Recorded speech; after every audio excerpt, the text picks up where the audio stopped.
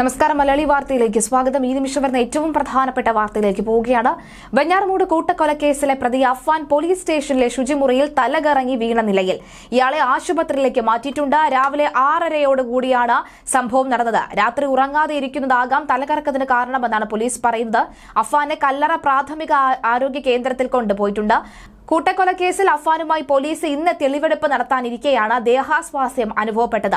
മുത്തശ്ശി സൽമ ബീവിയുടെ കുടുംബ വീട്ടിലും ഈ ആഭരണം വിറ്റ ധനകാര്യ സ്ഥാപനത്തിലും ആയുധം വാങ്ങിയ കടയിലും ഉൾപ്പെടെ എത്തിച്ചാവും ആദ്യം തെളിവെടുപ്പ് നടത്തുക. ഇതിനായി അഫ്വാനെ ഇന്ന് തെളിവെടുപ്പിന് കൊണ്ടുപോകാനിരിക്കെയാണ് രാവിലെ 6:30 ശുചിമുറിയിൽ അഫ്വാനെ നിലത്ത് കണ്ടത്. തലകറങ്ങി വീണ നിലയിലാണ് കാണാൻ സാധിച്ചത്. പക്ഷേ അഫ്വാൻ ആത്മഹത്യ ചെയ്തതാണോ എന്നടക്കമുള്ള ആത്മഹത്യാ ശ്രമം അടക്കം ചെയ്തതാണോ എന്നുള്ളൊരു സംശയമുണ്ട്. കാരണം താൻ ആത്മഹത്യ ചെയ്യുമെന്ന് പോലീസ് സ്റ്റേഷനിൽ വെച്ച് അഫ്വാൻ മൊഴി നൽകിയിരുന്നു. തന്റെ ഉറ്റവരെയും ഉടയവരെയും ഒന്നും തന്നെ ഇല്ലാതെ തനിക്ക് ജീവിക്കാൻ കഴിയില്ല. തന്റെ കയ്യിൽ നിന്നും ഇത്തരം ഒരു കൊലപാതകം സംഭവിച്ചു, പക്ഷെ ഇനി താനും ജീവിക്കുന്നില്ല.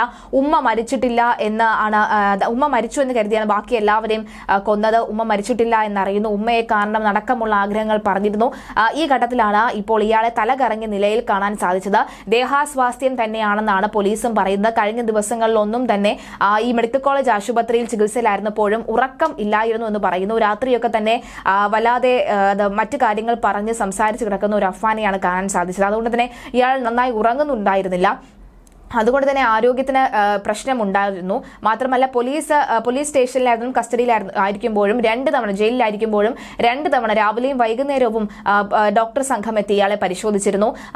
ഈ ശുചിമുറിയിൽ ഒരു തിട്ട പോലെയുണ്ട്. ആ തിട്ടയിൽ നിന്നും എടുത്തു ചാടിയതാണോ എന്നടക്കമുള്ള സംശയവുമുണ്ട്. ഏതായാലും ആത്മഹത്യയല്ല എന്ന് പറയുമ്പോഴും ആത്മഹത്യ താൻ ചെയ്യുമെന്ന നിലയിൽ ഇരിക്കെയാണ് ഇപ്പോഴത്തെ പോലീസ് സ്റ്റേഷനിൽ ഈ ഒരു നിലയിൽ കണ്ടെത്തിയത്. ഇനി തെളിവെടുപ്പിന് പോകുന്നതിനുള്ള ഭയമാണോ അതിനുള്ള പേടിയാണോ എന്നറിയില്ല.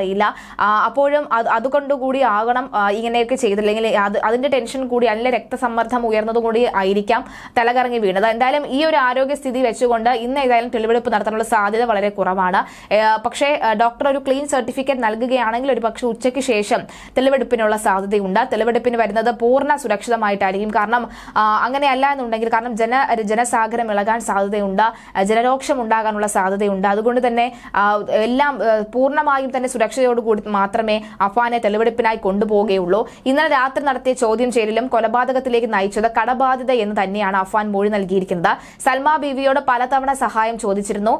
ഈ മാലയടക്കം നൽകാൻ ആവശ്യപ്പെട്ടിരുന്നു. അത് നൽകാത്തതിനാലാണ് കൊലപ്പെടുത്തിയത് എന്നാണ് അഫ്വാൻ പറഞ്ഞത്. അഫ്വാനെ നിരീക്ഷിക്കാൻ 24 മണിക്കൂറും ജയിലിൽ ഉദ്യോഗസ്ഥരുണ്ട്. താനും ജീവനെടുക്കുമെന്ന് ജയിലിലെത്തിയ ശേഷം അഫ്വാൻ ജയിൽ ഉദ്യോഗസ്ഥരോട് പറഞ്ഞിരുന്നു. ഇതേ തുടർന്നാണ് പ്രത്യേക നിരീക്ഷണം. കടബാധ്യതയെ തുടർന്നാണ് കൂട്ടക്കൊല നടത്തിയത് എന്നാണ് ജയിൽ ഉദ്യോഗസ്ഥരോടും അഫ്വാൻ പറഞ്ഞത്.